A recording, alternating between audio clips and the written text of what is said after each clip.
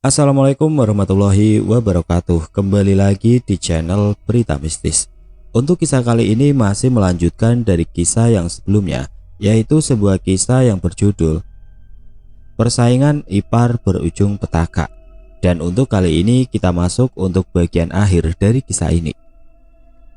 Sebelum kita masuk ke ceritanya, tekan dulu tombol like video ini dan jangan lupa tekan juga tombol subscribe channel ini dan nyalakan juga lonceng notifikasinya agar tidak ketinggalan cerita-cerita baru dari channel ini.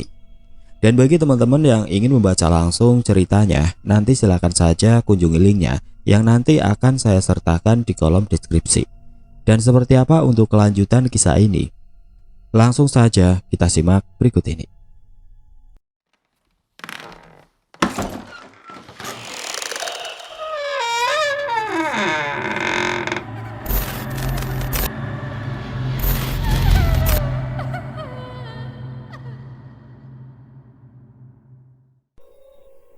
Hari ini Allah memberikanku hadiah terindah.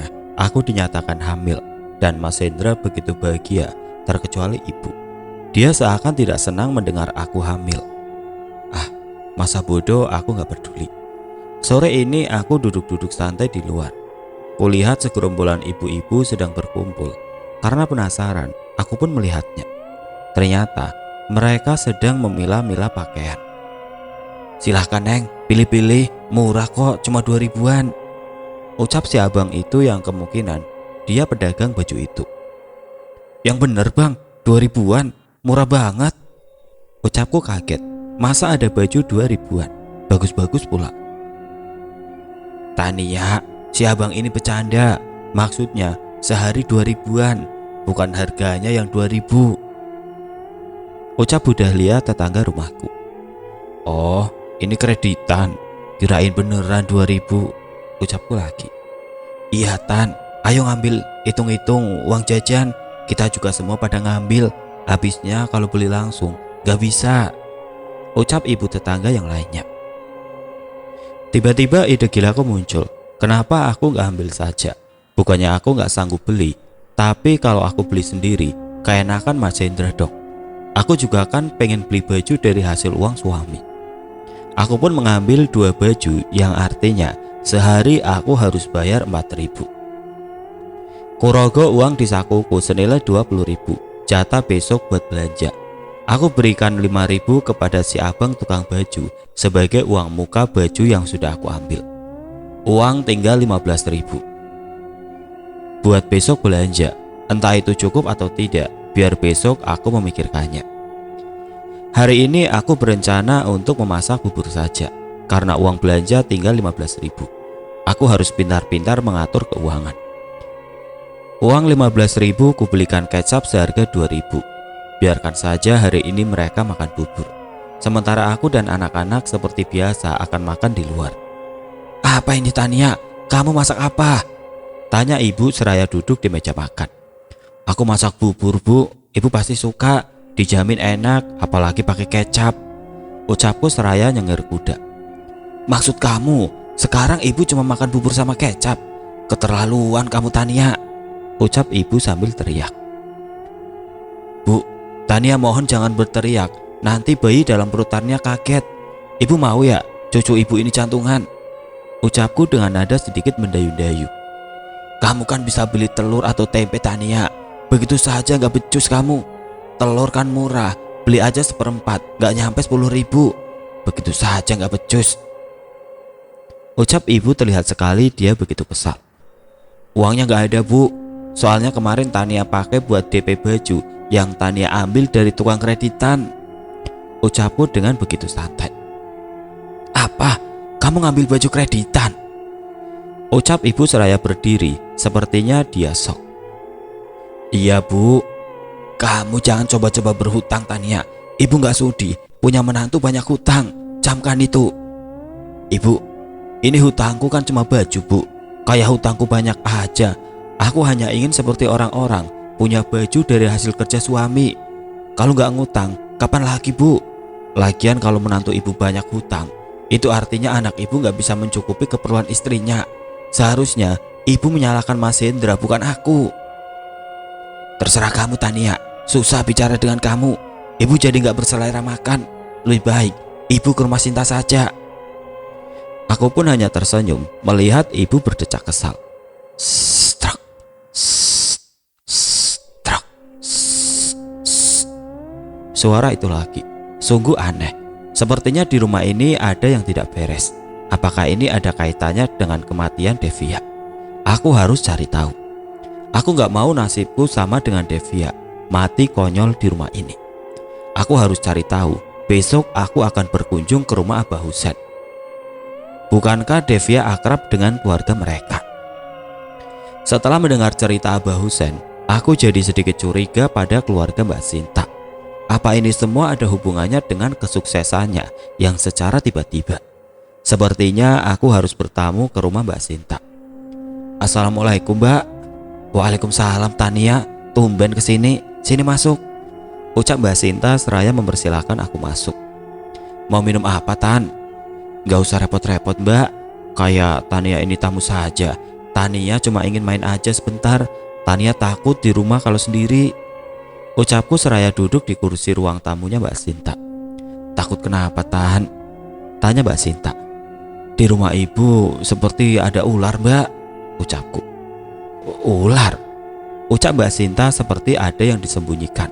Dia sedikit terlihat gugup. Iya, Mbak. Tania kira itu peliharaan Mbak Sinta dengan Mas Andi. Maksud kamu apa, Tania? Ucap Mbak Sinta kaget. Terlihat sekali ada raut kecemasan di wajahnya. Gak apa-apa kok, Mbak. Tania cuma bercanda. Lagian mana ada ular di rumah. Mungkin itu suara tikus atau mungkin suara siluman. Mbak Sinta, jangan serius gitu dong mukanya. Tania cuma bercanda kok. Kamu ini ada-ada saja, ucapnya sambil berdecak kesal. Kamu mau minum apa, Tania? Ucap Mbak Sinta. Gak usah, Mbak. Tania takut minumannya bau minyak wangi. Mbak Sinta langsung mendelik padaku. Mbak Sinta ini orangnya gak bisa diajak bercanda ya, Mbak. Maksud Tania, parfum yang dipakai Mbak Sinta wangi sekali. Pasti parfum mahal. Nanti malah wanginya nular ke minuman. Ya sudah, terus kamu mau minum apa tidak? Ucapnya lagi seraya menghembuskan nafas kasar. Enggak deh, Mbak. Tania juga enggak lama kok. Lagi ada banyak urusan. Tania cuma mampir sebentar kok, ucapku seraya berdiri. Urusan apa, Tan? Tanya Mbak Sinta kembali. Urusan menangkap siluman ular, Mbak, jawabku cengengesan. Dasar kamu. Ya sudah, Tania pamit ya, Mbak. Sikap Mbak Sinta tadi sempat membuatku curiga. Apa aku harus bicara dengan Mas Hendra? Aku rasa percuma. Mas Hendra pasti gak bakal percaya. Biarlah ini menjadi urusanku. Jika benar Devia meninggal karena dijadikan tumbal, berarti selama ini Mbak Sinta melakukan pesugihan. Lalu apa mungkin tumbal berikutnya adalah aku? Aku harus waspada. Aku gak mau mati konyol di sini.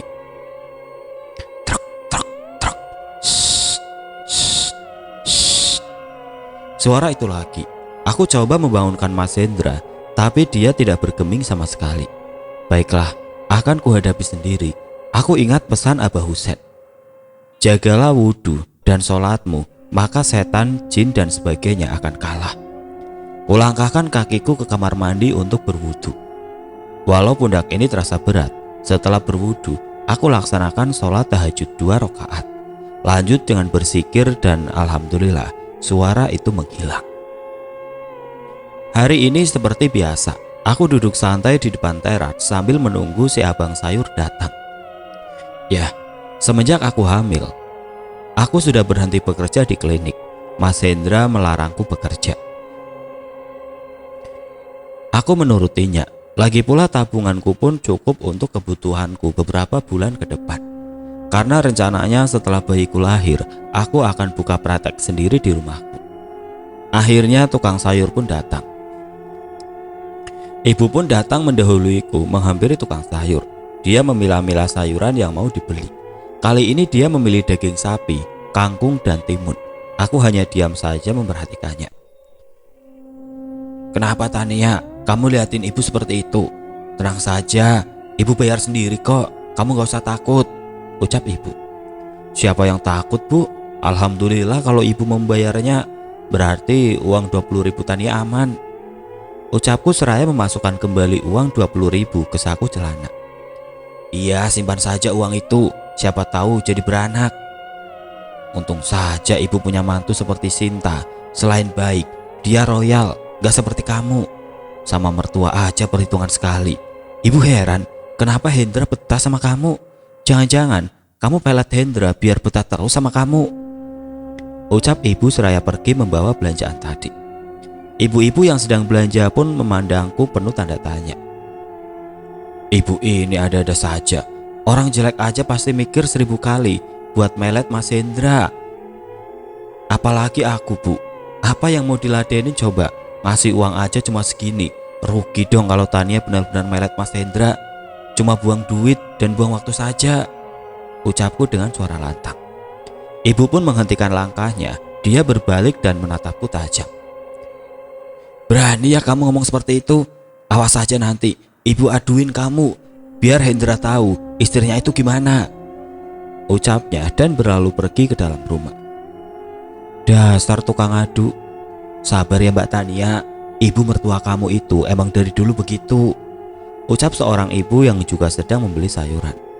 Iya Bu, tenang saja, Tania udah kebal kok, ucapku seraya tersenyum dan kembali ke dalam rumah. Aku lihat ibu sedang berkutik di dapur. Biarkan saja hari ini ibu yang masak, sementara aku mendingan nyantai di kamar sambil nonton TV. Tan, kamu ada apa lagi dengan ibu? Tanya Mas Hendra. Gak ada apa-apa kok Mas, ibu aja yang baperan dan tukang adu. Bukannya ibu ngadu Tan, cuma tadi ibu hanya cerita. Sama saja Mas, ngadu dan cerita apa bedanya? Sudahlah Mas, aku lelah seperti ini terus. Apa nggak sebaiknya kita pindah saja? Aku juga kan sudah punya rumah sendiri. Gimana kalau kita dan anak-anak tinggal di rumahku saja? Lagian aku kan lagi hamil. Aku butuh ketenangan Mas, ucapku berharap Mas Hendra mengerti. Nanti ya sayang, Mas bicarakan dulu sama ibu. Kalau ibu mengizinkan baru kita pindah, ucap Mas Hendra. Kok begitu Mas? Yang berhak memutuskan itu Mas, bukan ibu. Mas kan sudah punya keluarga, jadi nggak seharusnya apa-apa minta izin ibu dulu, ucapku kesal. Sayang, kamu tahu kan surga suami itu ada pada ibunya dan surga istri ada pada suami. Jadi Mas harus patuh pada ibu karena ibu itu surganya Mas, ucapnya seperti orang pintar. Mas, surga suami memang ada pada ibunya, tapi seorang suami tidak akan masuk surga kalau tidak memuliakan istrinya, paham? Ucapku seraya pergi ke tempat tidur dan menutupi tubuhku dengan selimut. Malas sekali jika harus berdebat dengan orang sok pinter seperti Mas Hendra. Seperti ucapan Abah Husen, aku selalu menjaga wudhu dan sholatku. Aku khawatir jika nanti terjadi apa-apa pada kandunganku. Jika memang benar Devia meninggal karena dijadikan tumbal, maka tidak mustahil kalau selanjutnya aku yang akan dijadikan tumbal. Jika memang itu terjadi, aku gak akan tinggal diam. Bagaimanapun aku harus keluar dari rumah ini bersama anak-anak. Mau diizinin atau tidak, aku harus keluar dari rumah ini. Gimana Mas, apa sudah izin sama ibu? Ucapku seraya meletakkan secangkir kopi untuk Mas Hendra. Belum Tan, nanti malam Mas akan coba ngomong ke ibu, ucap Mas Hendra seraya menyeruput kopi yang tadi kusuguhkan. Baiklah Mas, ucapku. Apa nggak sebaiknya kita pikir-pikir dulu Tan? Kamu tahu sendiri gaji Mas kecil. Mas takut tidak bisa memenuhi kebutuhan hidup kita. Belum lagi kalau Mas jauh dari ibu, seenggaknya Mas harus bisa nyisihin tiap bulannya untuk ibu, ucap Mas Hendra. Makanya Mas, kita coba dulu. Jangan terus terdiam di zona nyaman begini. Mana bisa sukses kalau begini? Jangan berpangku di satu pekerjaan saja, gak akan ada kemajuan. Terus Mas harus gimana? Ucap Mas Hendra. Cari inisiatif lain dong Mas. Mas kan guru, walaupun masih honorer, tapi kan Mas punya keahlian yaitu mengajar. Kenapa nggak coba buka les privat saja di rumah? Kan lumayan, penghasilannya buat nambah-nambah. Syukur-syukur dapat lebih, biar bisa dipakai buat biaya Mas kuliah lagi. Makanya aku pengen kita pindah Mas. Kan nggak terlalu jauh dari sini, jadi kita bisa sering-sering nengok ibu. Di sana Mas bisa buka les privat. Dan aku juga bisa buka praktek sendiri. Ucapku mencoba meyakinkan Mas Hendra. Mas Hendra cuma mangguk-mangguk. Mungkin dia lagi berpikir. Padahal bukan itu alasanku.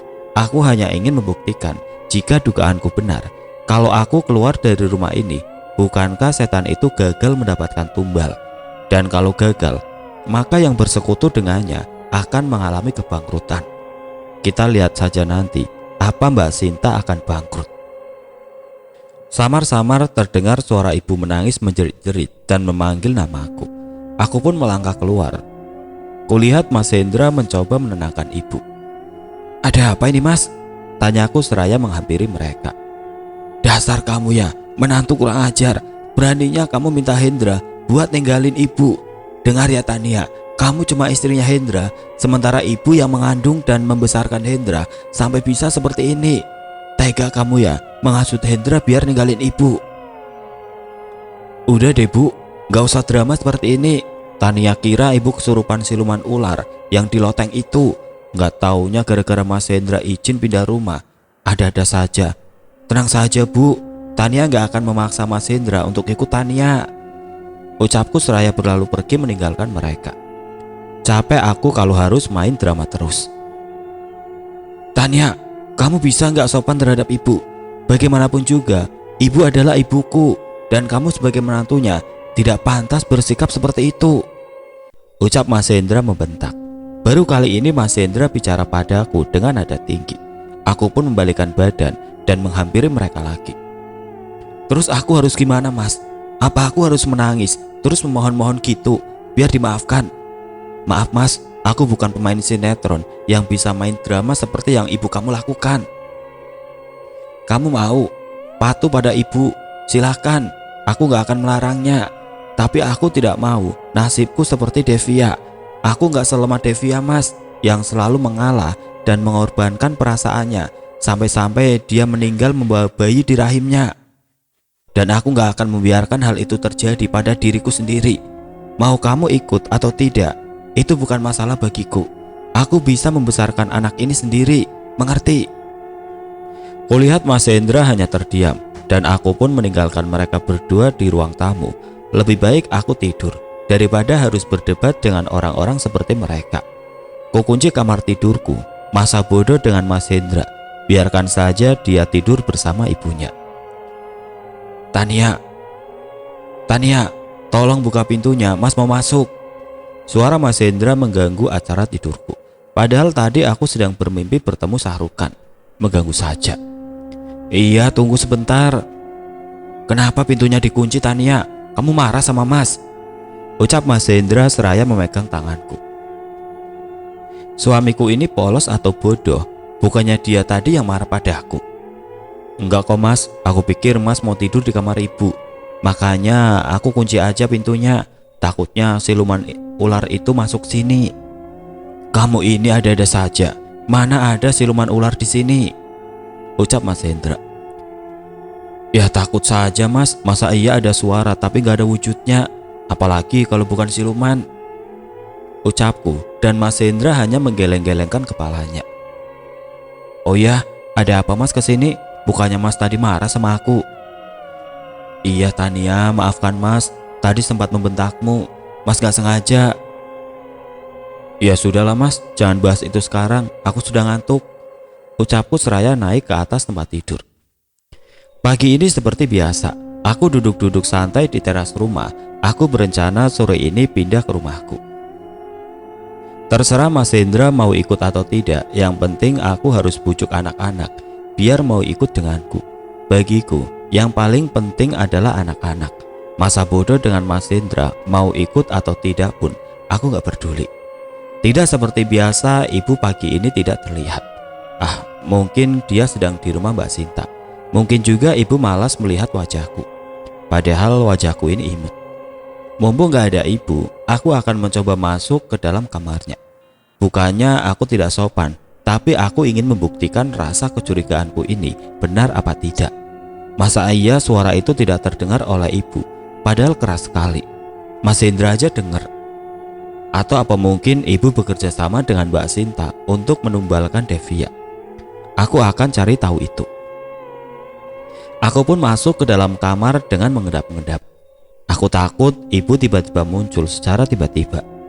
Ah, bodohnya aku, kenapa aku tidak mengunci pintu depan saja, jadi ibu nggak akan bisa masuk. Akhirnya aku kunci pintu depan. Sekarang aku lebih leluasa untuk melakukan apa saja, seperti detektif dadakan saja. Akhirnya aku ke kamar ibu. Semuanya aku telusuri, tapi nihil. Tidak ada hal yang mencurigakan. Hingga akhirnya mataku tertuju pada bungkusan kain putih di kolong ranjang ibu. Aku pun mengambilnya dan membukanya. Karena penasaran, kubuka bungkusan kain putih itu. Wah, baunya menyengat sekali. Ternyata di dalam bungkusan itu terdapat botol kecil, dan bau yang menyengat itu ternyata berasal dari botol itu. Botol seperti minyak misik, tapi baunya menyengat sekali. Apa bau minyak wangi ini yang dimaksud oleh Devia? Aku ingat cerita Abah Husen kalau Devia sering mengeluh karena makanan yang diberikan ibu mertuaku itu bau minyak wangi. Mungkin ini minyak wangi yang sama. Apakah ibu sengaja mencampurkan minyak wangi ini ke dalam makanan Devia? Tapi untuk apa? Akan aku simpan tanda bukti ini. Ini benar-benar gak beres. Aku harus segera pergi dari rumah ini bersama anak-anak. Biarkan saja Mas Hendra dan ibu tetap di sini menemani makhluk itu. Aku pun mulai mengamasi baju-bajuku dan baju anak-anak.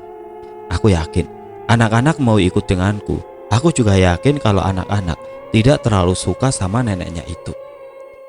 Mau kemana kamu, Tania? Ucap Mas Hendra yang tiba-tiba masuk ke kamar dan melihatku sedang berkemas. Aku mau pergi, Mas. Aku mau pindah dari sini. Mau kamu ikut atau tidak, aku akan tetap pindah, ucapku seraya memasukkan baju-baju ke dalam koper. Tolong Tan, kamu jangan egois. Kamu lagi hamil.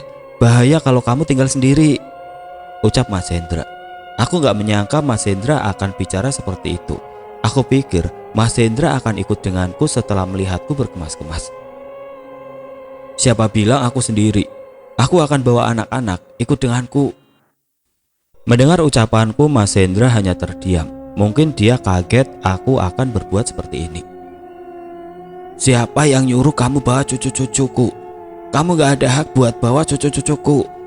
Kalau kamu tetap memaksa akan membawa cucu ibu, ibu gak akan segan-segan melaporkanmu ke polisi, ucap ibu seraya tiba-tiba masuk ke kamar begitu saja, seperti jelangkung saja yang datang tanpa diundang, pergi tanpa diantar. Oke, kebetulan ada ibu. Aku mau menunjukkan sesuatu. Aku harap ibu tidak terkejut, ucapku seraya mengambang kain bungkusan kecil yang kusimpan di atas nakas. Ibu terlihat begitu cemas, sedangkan Mas Hendra terlihat seperti orang kebingungan. Apa itu, Tan? Ucap Mas Hendra. Aku nggak tahu. Seharusnya Mas tanya sama ibu. Apa itu? Aku menemukan itu di bawah kolong ranjang ibu. Jadi kamu masuk kamar ibu ya? Lancang kamu, Tania, ucap ibu dengan nada tinggi. Bukan lancang, Bu, tapi Tania penasaran saja. Kenapa di makanan Devia selalu bau minyak wangi? Apa ibu yang melakukannya? Apa ibu yang sengaja mencampurkan makanan Devia dengan minyak wangi? Ucapku seraya menghampiri ibu yang hanya terdiam bagai patung. Kamu tahu dari mana kalau makanan yang ibu kasih ke Devia bau minyak wangi? Tanya ibu kaget. Aku dengar dari Abah Husen. Katanya Devia sering ngeluh karena bau minyak wangi. Apa ibu yang memberikannya? Jangan-jangan ibu yang sudah sengaja menjadikan Devia tumbal. Diam kamu, Tania. Mana mungkin ibu sekejam itu, ucap Mas Hendra di tengah perdebatanku dengan ibu. Kenapa, Mas? Kamu gak terima aku bicara seperti itu? Seharusnya kamu sebagai suami yang menyelidik penyebab kematian Devia, karena dia mati secara tidak wajar. Ingat, Mas, aku gak mau nasibku sama seperti Devia. Mas Hendra cuma terdiam lalu mengusap wajahnya dengan kasar. Ibu, apa ini benar? Apa benar yang diucapkan Tania? Ucap Mas Hendra seraya mengguncangkan bahu ibunya. Saatnya menonton drama lagi. Tidak, Hen, ibu tidak melakukan itu. Memang ibu yang sudah mencampurkan minyak itu ke dalam makanan Devia. Tapi itu atas suruhan Mbak Sinta. Ibu hanya ingin kamu membenci Devia Ibu gak ada maksud menjadikan Devia tumbal. Minyak ini hanya untuk membuat kamu menceraikannya, bukan menumbalkan Devia, ucap ibu mencoba menjelaskannya pada Mas Hendra. Sudahlah Bu, aku pusing mendengarnya. Lagi pula, ibu kenapa berbuat seperti itu? Bu, kematian Devia sangat membuat aku hancur dan aku bahkan tidak punya gairah hidup lagi. Seharusnya ibu berpikir ke situ, Bu. Maafkan Ibu Hen, ibu gak tahu akan seperti ini jadinya, ucap ibu sambil menangis. Sudahlah Bu, semua sudah terjadi. Aku harap ibu tidak melakukannya terhadap Tania. Dan kamu Tania, Mas mohon demi anak-anak, kamu mau ya tetap tinggal di sini. Sungguh pilihan yang membingungkan. Aku gak bisa pergi kalau tanpa anak-anak. Baiklah Mas, aku mau tetap tinggal di sini, asalkan Mas janji harus cari tahu tentang suara itu. Atau kalau tidak, aku yang akan mengusir suara itu. Maksudmu suara desisan itu? Percayalah Tania, itu suara berasal bukan dari rumah ini. Tapi ya sudahlah, terserah kamu saja. Yang penting kamu tetap tinggal di sini ya. Ya kan Bu? Ucap Mas Hendra. Iya Tania, ibu harap kamu mau tetap tinggal di sini. Dan suara itu, benar kata Hendra, itu suara dari luar. Tapi terserah kamu saja kalau kamu mau mencoba mengusirnya, ucap ibu. Aku tahu dia sedang berakting agar Mas Hendra simpati padanya. Ah, dasar tukang drama. Baiklah, ibu mertuaku, kita lihat saja nanti apa yang akan aku lakukan. Shh, truk, truk, shh. Suara itu lagi. Kenapa sekarang dia muncul saat aku sendiri? Bulu kuduku meremang, pundakku terasa berat, kepalaku mulai pusing. Samar-samar terdengar suara seseorang. Aku gak tahu itu siapa. Hati-hati Tania, pergi, pergi. Suaranya begitu lirik. Suara siapa itu? Lututku lemas. Ya Allah, ada apa ini? Aku mulai bersikir. Lambat laun suara itu menghilang dan aku pun kembali normal. Berat di pundak dan pusing di kepala akhirnya menghilang. Aku harus lebih waspada. Aku harus memutar otak bagaimana caranya agar aku bisa keluar dari rumah ini bersama anak-anak. Mungkinkah tadi suaranya Devia? Apa dia menyuruhku pergi dari sini biar aku selamat? Ah, teka-teki ini membuatku pusing. Aku harus cari ide biar bisa keluar dari masalah ini. Kulihat segera anak muda. Akhirnya ide gilaku muncul lagi. Kupanggil mereka. Sini kalian. Apa kalian mau uang? Ucapku seraya memamerkan uang ratusan kepada para anak lelaki itu. Mau dong Kak, kalau dibagi, ucap mereka antusias. Oke, kalian akan aku bagi, tapi ada syaratnya, ucapku. Syaratnya apa Kak? Tanya mereka. Kalian harus membawakanku tikus yang masih hidup, kalau bisa 100 ekor. 50 ekor juga gak apa-apa. Nanti aku bayar kalian 1 ekor tikus 5.000. Gimana, mau gak? Ini sebagai uang mukanya, aku kasih kalian 200.000 dulu. Bisa Kak, bisa, jawab mereka semakin antusias. Oke, ini uangnya, ucapku seraya menyodok uang ratusan ke anak lelaki itu.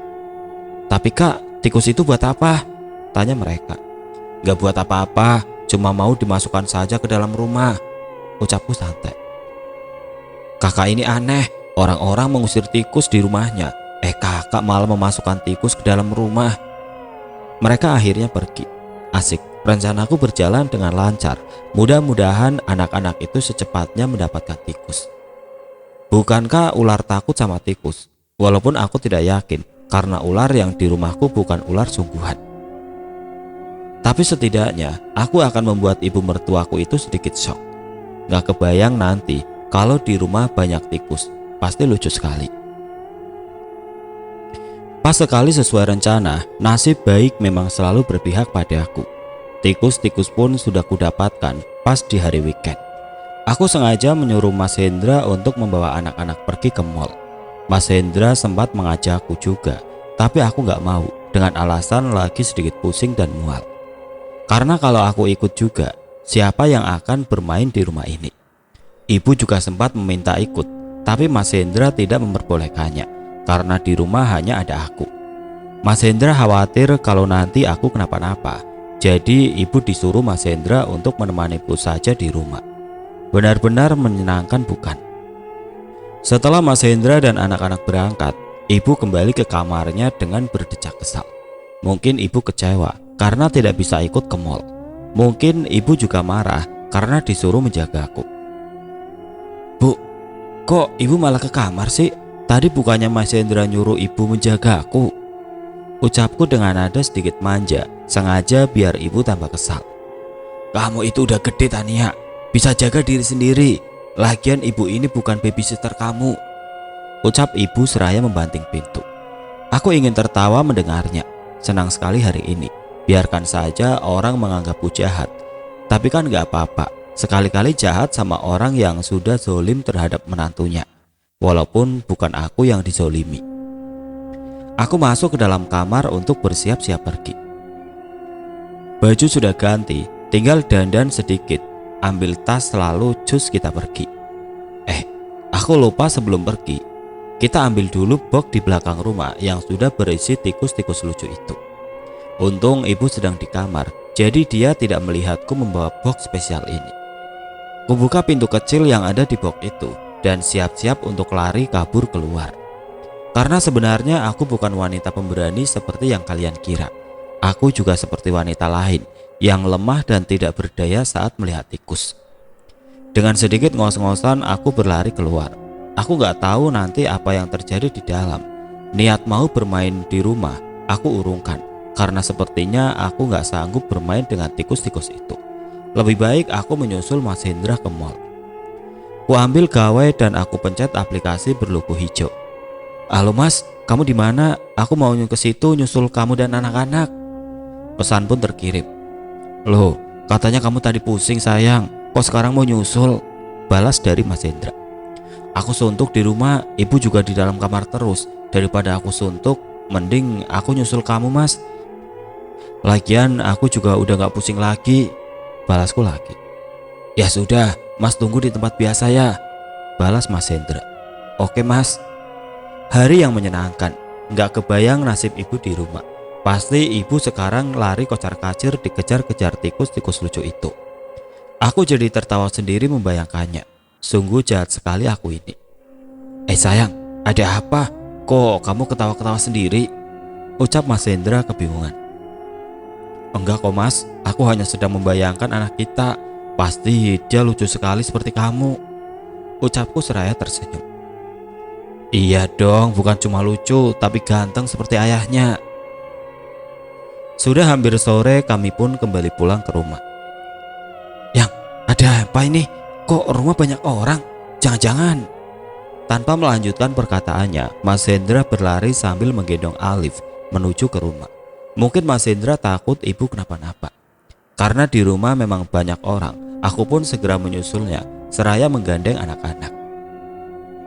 Aku lihat ibu sedang duduk bersandar di kursi ruang tamu dengan tempelan koyo di mana-mana. Ada apa ini Bu? Ibu kenapa? Apa yang terjadi? Ucap Mas Hendra cemas dan aku hanya diam berdiri di samping Mas Hendra. Ini pasti ulah kamu Tania. Kamu mau bikin ibu mati ah? Ucap ibu dengan nada beberapa oktav.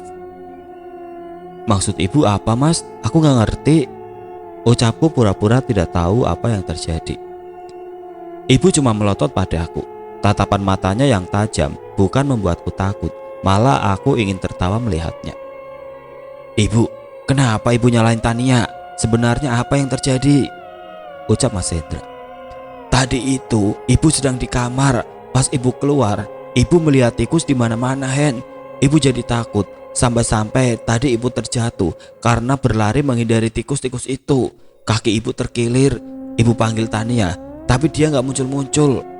Untungnya para tetangga mendengar teriakan ibu. Mereka kesini dan membantu ibu mengusir tikus-tikus itu. Ibu yakin ini ulah Tania. Karena pas kejadian itu, Tania tidak ada di kamar. Mungkin dia pergi setelah memasukkan tikus-tikus itu ke rumah. Ucap ibu masih mencoba menuduhku. Bu, mana mungkin aku melakukan itu semua. Apalagi itu tikus. Mana berani aku masukkan tikus itu ke dalam rumah. Melihatnya saja aku geli. Ucapku membela diri. Sudahlah Bu Rani, jangan suudzon terhadap Tania. Lagi pula benar yang dikatakan Tania. Mana mungkin Tania pelakunya. Ya sudah, berhubungan Tania dan Hendra sudah pulang, kami juga mau pamit pulang. Mas Hendra mengantarkan bapak-bapak ke depan gerbang seraya mengucapkan terima kasih karena sudah membantu ibu mengusir tikus-tikus lucu itu. Aku pun melangkah mendekati ibu seraya berkata, sepertinya ibu harus hati-hati, siapa tahu saja itu ulahnya arwah Devia. Ucapku menakuti ibu. Kulihat ibu hanya diam terpaku seraya bergidik ngeri. Aku yakin ibu ketakutan saat mendengar nama Devia. Aku pun pergi ke dalam kamar dan disusul oleh Mas Hendra. Sedangkan ibu dan anak-anak masuk juga ke dalam kamar mereka masing-masing. Truk, truk, truk. Suara itu muncul lagi dan membangunkanku. Bulu kuduku meremang, tubuhku lemas, bahkan bergerak pun aku gak sanggup. Kulihat sebuah tangan mendarat di tubuhku tepat di perutku. Tangan dengan kuku tajam berbulu hitam sedang asik mengusap perutku. Aku berteriak, tapi seakan tidak ada yang mendengar teriakanku. Padahal Mas Hendra berada di sampingku. Tangan itu begitu mengerikan. Aku mencoba bergerak tapi nihil. Tubuhku tidak dapat digerakkan. Ya Allah, lindungilah aku dan bayi dalam kandunganku ini. Kulantunkan ayat-ayat Al-Quran dan alhamdulillah tangan menyeramkan itu lenyap seketika dan suara desisan itu sudah tidak terdengar lagi. Kulihat Mas Hendra masih tertidur lelap. Kuambil gawai di atas nakas. Kulihat jam, ternyata baru pukul 1 dini hari. Aku turun dari ranjang beranjak ke kamar mandi untuk mengambil wudhu. Dan aku pun melaksanakan sholat malam, meminta perlindungan padanya dari setan yang terkutuk, agar aku dan bayiku baik-baik saja. Assalamualaikum, ucap Mbak Sinta. Tumben sekali pagi-pagi Mbak Sinta kesini. Waalaikumsalam Mbak, tumben pagi-pagi kesini Mbak. Ayo duduk Mbak, mau Tania bikinin teh atau kopi? Gak usah Tan, Mbak cuma bentar kok. Mbak cuma mau lihat keadaanmu dan juga ibu, ucapnya seraya melirik ke arah perutku. Loh, emang aku kenapa Mbak? Kok Mbak mau lihat keadaanku? Aku gak apa-apa kok, jawabku seraya duduk di kursi. Iya, itu kemarin kata orang-orang di rumah kalian banyak tikus dan ibu sempat jatuh. Apa itu benar? Ucapnya dengan sedikit gugup. Oh itu, ibu sudah gak apa-apa kok Mbak. Malah sekarang ibu ke pasar, katanya mau beli alat penangkap tikus. Oh, ya sudah kalau begitu, Mbak pulang dulu. Oh ya, ini ada kue lapis. Kamu kan lagi hamil, pasti doyan ngemil. Ini Mbak sengaja beli buat kamu, dimakan ya, ucapnya seraya memberikan bungkusan yang berisi kue lapis itu padaku. Oh iya Mbak, makasih. Mbak tahu aja kalau aku suka ngemil, ucapku seraya mengambil bungkusan itu. Ya sudah, Mbak pulang dulu ya. Assalamualaikum. Waalaikumsalam Mbak. Kue lapis ini terlihat begitu lezat. Ah, andai saja di rumah ini gak ada kejadian aneh, mungkin aku sudah memakannya. Aku takut ini akan berdampak buruk padaku jika aku memakannya. Bukannya aku menolak rezeki, tapi sekedar jaga-jaga kan gak apa-apa. Daripada ini bahaya, lebih baik aku buang saja. Aku ambil gawai di atas tasku. Aku pencet aplikasi pesanan makanan online. Ku cari lapis dengan merek yang sama dan ku klik pesan. Tidak lama kemudian pesanan pun datang. Lapis legit sama persis seperti lapis yang Mbak Sinta bawakan tadi. Bunyi pesan di aplikasi berlogo hijau, rupanya pesan dari Mbak Sinta. Gimana Tan lapisnya, enak tidak? Belum aku makan Mbak, baru aku simpen di kulkas. Ya ayo dong cicipin, enak loh, Mbak sengaja beli itu buat kamu, pesan Mbak Sinta dengan emot sedih. Mbak Sinta seperti memaksa aku memakan lapis itu. Oke, aku ikuti permainanmu. Iya Mbak, ini aku makan. Ah, kamu pasti bohong Tan, Mbak Visia. Mbak Sinta seakan tidak percaya apa yang aku lakukan. Mbak ini aneh. Kan dekat, Mbak tinggal kesini, ngapain Visi? Mbak lagi mager Tan.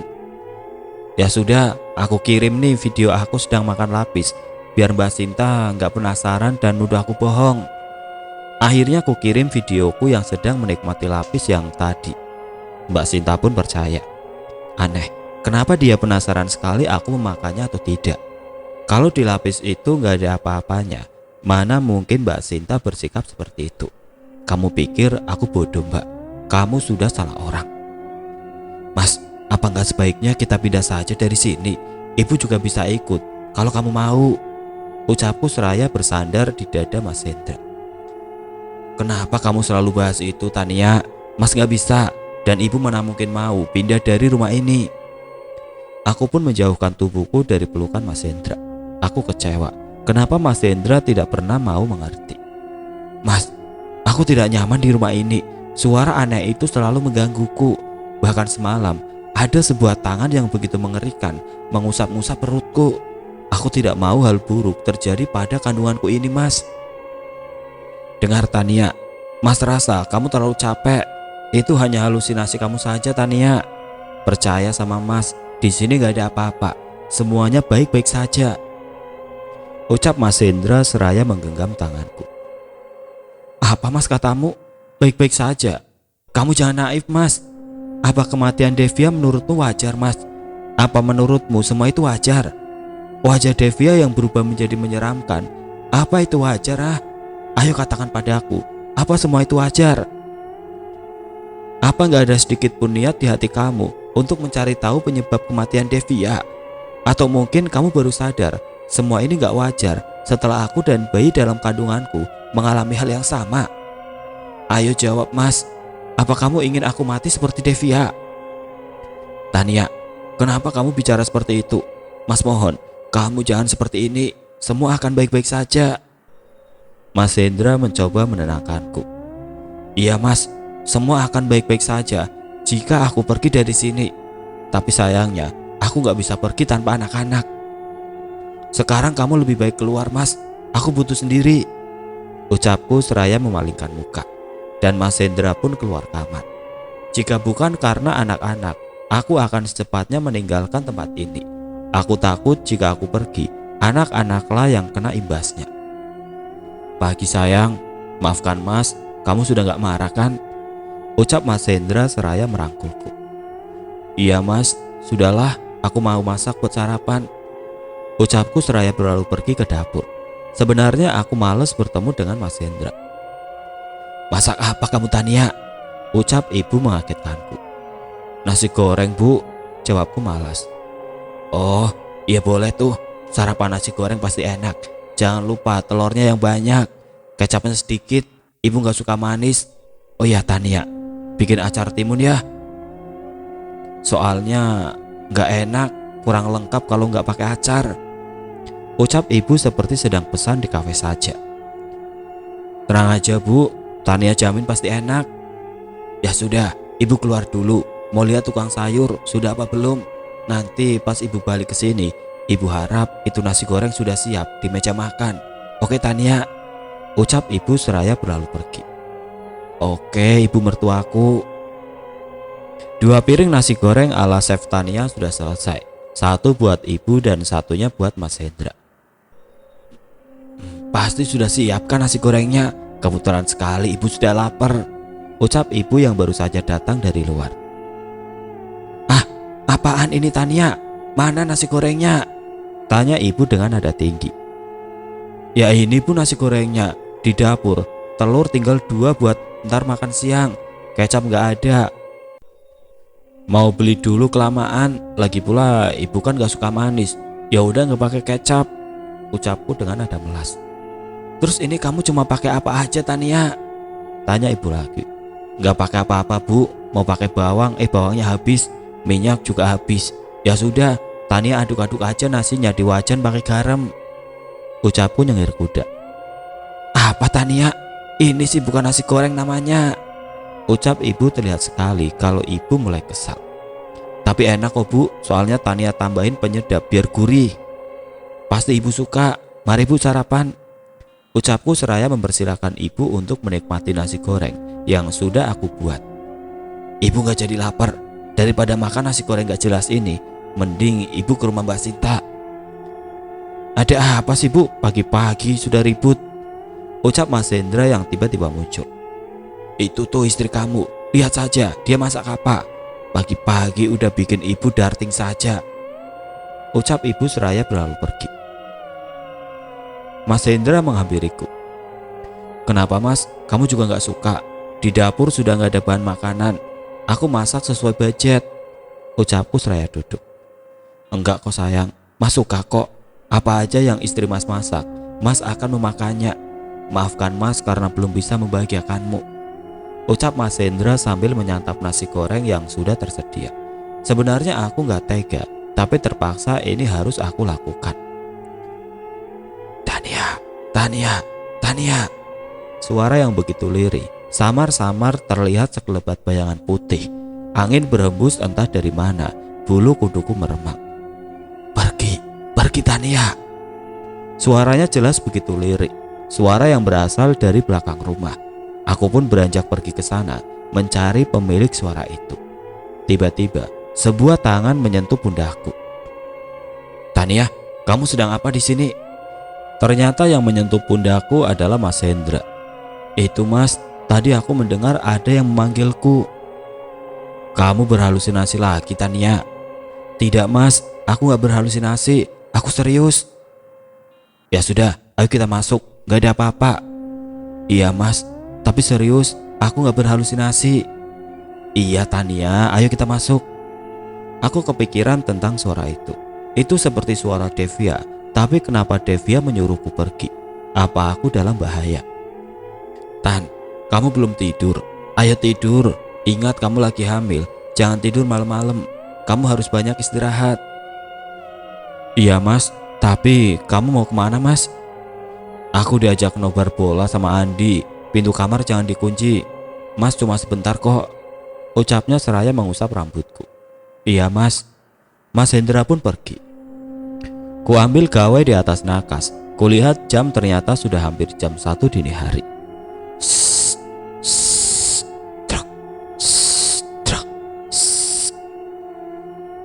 Terlihat sekelebat seperti bayangan ular. Tubuhku menggigil, badanku lemah. Ya Allah, kenapa lagi ini? Tidak lama kemudian muncullah sebuah tangan berbulu lebat dengan kuku yang sangat runcing.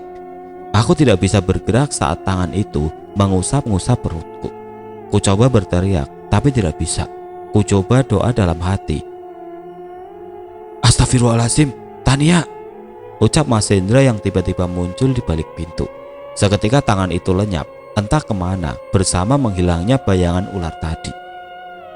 Mas, tolong aku Mas, perutku sakit, ucapku seraya memegangi perut. Aku tidak sanggup untuk berdiri. Mas Hendra menghampiriku dan membopongku keluar. Kita ke rumah sakit sekarang Tan. Mas takut terjadi apa-apa dengan anak kita. Akhirnya Mas Hendra membawaku ke rumah sakit. Sesampainya di sana, dokter pun mengecek kandunganku. Alhamdulillah semua baik-baik saja. Kata dokter, aku hanya mengalami kontraksi palsu. Aku harus banyak-banyak beristirahat dan gak boleh banyak pikiran. Tan, maafkan Mas ya, karena Mas tidak menjagamu. Seharusnya Mas tidak pergi malam itu. Maafkan Mas juga karena selama ini tidak mempercayaimu dan menganggapmu hanya berhalusinasi, ucap Mas Hendra seraya memegang tanganku. Jadi Mas semalam lihat juga? Mas, aku harus keluar dari rumah itu. Kalau tidak, aku yakin nasibku sama dengan Devia. Tapi aku gak bisa keluar tanpa anak-anak Mas. Aku takut terjadi sesuatu pada mereka, ucapku berharap Mas Hendra mengerti. Baiklah Tan, kita keluar dari rumah itu. Kita pindah ke rumah kamu. Mas akan bicara pada ibu. Kamu sekarang jangan khawatir ya. Setelah pulang dari sini, Mas akan bicara dengan ibu dan kita pindah ke rumah kamu. Iya Mas, jawabku seraya tersenyum. Akhirnya aku akan keluar dari rumah itu. Apa kamu tega ninggalin ibu Hen? Ibu gak nyangka sekarang kamu lebih patuh terhadap istrimu. Apa kamu sudah tidak sayang ibu lagi Hen? Ucap ibu seraya menangis. Bu, ibu adalah orang tua Hendra satu-satunya. Masa iya Hendra gak sayang sama ibu? Bu, Hendra takut terjadi sesuatu terhadap Tania dan bayinya. Hendra lihat sendiri Bu, Makhluk itu di kamar Tania semalam. Untung Hendra datang tepat waktu. Kalau tidak, Hendra nggak tahu nasib Tania dan anaknya sekarang. Hendra nggak mau, Bu, kehilangan istri dan anak Hendra lagi. Kalau sampai itu terjadi, Hendra juga lebih baik mati, Bu, ucap Mas Hendra. Ya sudah, Ibu izinkan, tapi kamu harus sering-sering kesini. Paling tidak seminggu sekali, biar Ibu nggak terlalu kangen dengan cucu-cucu Ibu, ucap Ibu mengelak. Pasti, Bu, Hendra pasti akan sering-sering kesini untuk jengukin Ibu. Akhirnya aku, Mas Hendra, dan anak-anak tinggal di rumahku. Walaupun rumah ini gak besar seperti rumah Ibu, tapi aku merasa nyaman di sini. Anak-anak pun senang berada di sini. Mereka senang bermain di halaman rumah, lumayan luas dekat ruangan kosong yang rencananya itu akan aku jadikan klinik tempat aku praktek nanti.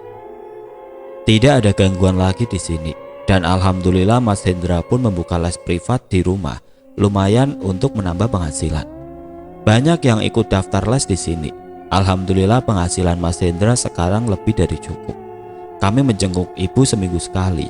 Aku pun menyuruh Mas Hendra menyisihkan sebagian penghasilannya untuk diberikan kepada Ibu. Beberapa bulan kemudian Ibu jatuh sakit. Dia mengeluh gatal di area kewanitaannya. Tanpa malu, Ibu terus menggaruknya. Sempat aku berpikir apakah ini azab karena ucapannya dulu yang telah menyuruh Devia untuk menjual diri. Wallahu alam, aku pun tidak tahu. Kami sudah berusaha membawanya ke dokter, tapi nihil, tidak ada perubahan dan pada akhirnya Ibu pun meninggal dunia. Mas Andi sempat menyuruh kami tinggal lagi di rumah itu. Sayang katanya jika rumah itu dibiarkan kosong. Tapi kami menolaknya dengan alasan kami tidak bisa meninggalkan pekerjaan di sana. Akhirnya Mas Hendra berinisiatif untuk membongkar rumah Ibu, dan bila nanti Mas Hendra punya rezeki, Mas Hendra ingin membangun pesantren di situ. Setelah rumah Ibu dibongkar, tidak lama kemudian Mbak Sinta mengalami kebangkrutan. Usahanya merosot, mengalami kerugian dan hutang di mana-mana. Dan sekarang terpaksa Mbak Sinta harus kehilangan segalanya. Mbak Sinta dan Mas Andi kini tinggal di sebuah kontrakan petakan di perkampungan sebelah. Sempat kami datang menjenguknya, tapi kami malah diusir. Entah kenapa sebabnya, Mas Andi dan Mbak Sinta seakan membenci kami. Aku dan Mas Hendra pun kembali pulang ke rumah. Mungkin nanti kami akan kembali menjenguk Mbak Sinta dan Mas Andi, karena mungkin sekarang Mas Andi dan Mbak Sinta masih dalam suasana kalut. Hingga dia belum bisa bertemu siapapun termasuk kami saudaranya.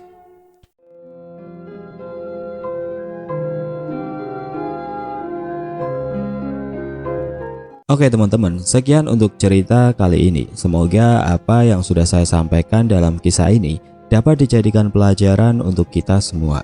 Dan bagi teman-teman yang baru bergabung, jangan lupa untuk like, komen, share, serta subscribe channel ini. Dan nantikan kisah-kisah horor berikutnya tetap di channel Berita Mistis. Wassalamualaikum warahmatullahi wabarakatuh.